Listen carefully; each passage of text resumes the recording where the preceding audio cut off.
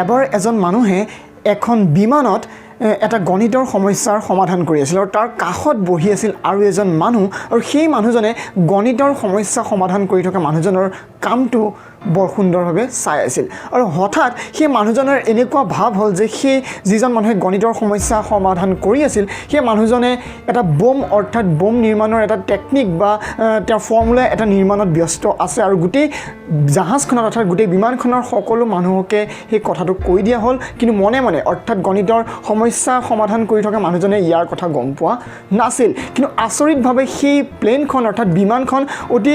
সোনকালে emergency landing কৰি দিয়া হৈছিল আৰু পিছত যেতিয়া সেই মানুহজনক সোধা পোছা কৰা হৈছিল তেতিয়া তেওঁ কৈছিল যে মই এটা সাধাৰণ গণিতৰ সমস্যাই সমাধান কৰি আছিলোঁ আৰু তেখেত আছিল এজন মেথমেটিক্সৰ professor It's really awesome, right? Helmet. আমি গাড়ী চলাওঁতে প্ৰায়ে আমি ব্যৱহাৰ কৰোঁ হেলমেট কিন্তু আপুনি জানেনে যে জেট ফাইটাৰ এখনৰ হেলমেটটোৰ দাম কিমান ৱেল এনেকুৱা কিছুমান ইণ্টাৰেষ্টিং ফেক্ট লৈ পুনৰ আহিছোঁ আপোনালোকৰ ওচৰলৈ মই আছোঁ আপোনালোকৰ সৈতে ৰিডি কৰোঁ ৰেণ্ডম ফেক্ট ছিৰিজৰ এপিছ'ড নম্বৰ 3 লৈ মই আপোনালোকক সকলোকে স্বাগতম জনাইছোঁ গতিকে আহক আজি আমাৰ এই ভিডিঅ'টো আৰম্ভ কৰোঁ ফেক্ট নম্বৰ 1 500 গ্ৰাম অৰ্থাৎ আধা কেজি মকৰাৰ জাল যদি আপুনি গোটাব পাৰে তেনেহ'লে সেই মকৰাৰ জালেৰে আপুনি গোটেই পৃথিৱীখনৰ পৰিধিটো কাভাৰ কৰিব পাৰে অৰ্থাৎ আপুনি গোটেই পৃথিৱীৰ পেৰিমিটাৰ যিটো আছে সেই পেৰিমিটাৰটো আপুনি কাভাৰ কৰিব পাৰে that's really awesome right fact number 2 পেৰিছত থকা আইফিল টাৱাৰ আৰু আমি সকলোৱে চিনি পাওঁ কিন্তু সেই আইফিল টাৱাৰ লগত জড়িত এটি অতি আচৰিত ঘটনা মই আপোনালোকক আজি ক'ম আৰু সেই ঘটনাটো এনেধৰণৰ এগৰাকী মহিলাই আত্মহত্যা কৰিবৰ বাবে সেই আইফিল টাৱাৰটো একেবাৰে ওপৰলৈ উঠি গৈছিল আৰু আত্মহত্যাৰ বাবে তেওঁ তাৰ ওপৰৰ পৰা জাপ মাৰি দিছিল কিন্তু তেওঁ ভাগ্য ভাল আছিল তেখেতৰ আৰু সেইবাবে তেওঁ মাটিত নপৰি পৰিল এখন গাড়ীৰ ওপৰত কিন্তু আচৰিত কথা এইটোৱে যে সেই গাড়ীখনৰ যিগৰাকী মালিক অৰ্থাৎ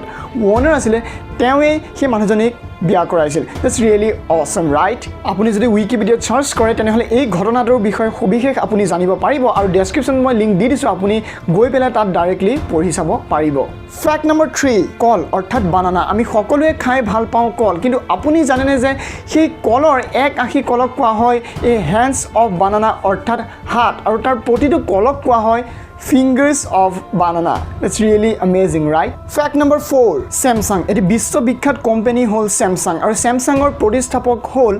বুং চুল লি আৰু তেখেতে কোৰিয়াৰ ডেগু সিটি নামৰ এখন চহৰত পোন প্ৰথমবাৰৰ বাবে Samsung কোম্পানীটোৰ স্থাপন কৰিছিল কিন্তু আচৰিত কথাটো এইটোৱেই যে Samsung কোম্পানীটো তেওঁ যেতিয়া 1938 চনত পোন প্ৰথমবাৰৰ বাবে স্থাপন কৰিছিল তেতিয়া তেওঁ তাত বিক্ৰী কৰিছিল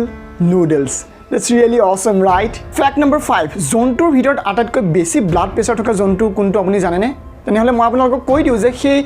জন্তুটো হৈছে জিৰাফ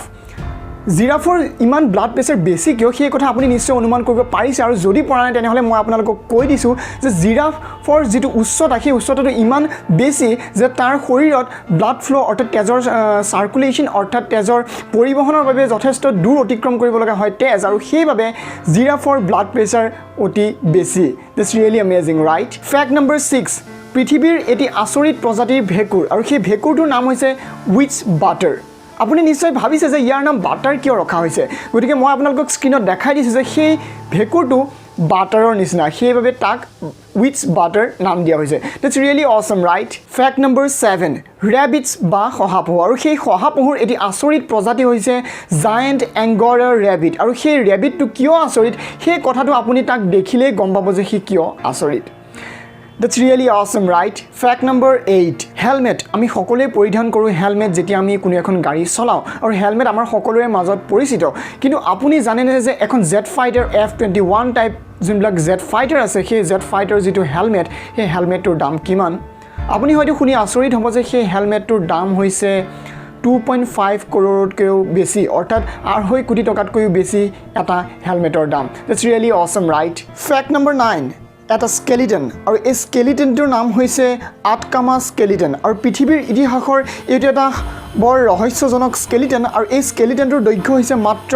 10 চেণ্টিমিটাৰ কিন্তু আচৰিত কথাটো এইটোৱে যে বহুত সাইণ্টিষ্টে বা বহুত ধৰণৰ ডাঙৰ চিকিৎসকে এই স্কেলিটনটোৰ ভিতৰত DNA থকাটো প্ৰমাণ পাইছে আৰু সেইবাবে এই স্কেলিটনটো এটা পৃথিৱীৰ ৰহস্যজনক স্কেলিটন বুলি আখ্যা দিয়া হৈছে আৰু ইয়াৰ প্ৰকৃত ৰহস্য আজিও জানিব পৰা হোৱা নাই সঁচাই আচৰিত নহয়নে ফেক্ট নম্বৰ 10 ৱেল অৰ্থাৎ তিমি মাছ আমি সকলোৱে চিনি পাওঁ আৰু সেই তিমি মাছৰ ওজন কিমান আপুনি জানেনে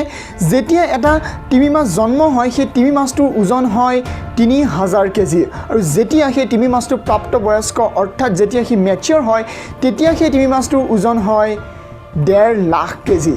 সঁচাই আচৰিত নহয়নে গতিকে আজিৰ ভিডিঅ'টো মই ইমানতে সামৰণি মাৰিছোঁ যদি ভিডিঅ'টো ভাল লাগে তেনেহ'লে ভিডিঅ'টো লাইক কৰিব নিশ্চয় নাপাহৰিব আৰু যদি আপুনি এনেকুৱা ধৰণৰ ইণ্টাৰেষ্টিং ফেক্ট শ্বেয়াৰ কৰিব বিচাৰে তেনেহ'লে আপুনি মোক মেইল কৰিব পাৰে letsknowinassamese@gmail.com আপুনি মোক মেইল কৰিব পাৰে অথবা আপুনি তলৰ কমেণ্ট বক্সত গৈও কমেণ্ট কৰিব পাৰে আপোনাৰ কমেণ্ট মই পিক কৰিম আৰু নেক্সট ভিডিঅ'ত মই আপোনাৰ কমেণ্টৰ অৰ্থাৎ সেই ফেক্টটো মই নেক্সট ভিডিঅ'ত নিশ্চয় শ্বেয়াৰ কৰিম গতিকে আজিৰ ভিডিঅ'টো মই ইমানতে সামৰণি মাৰিছোঁ নমস্কাৰ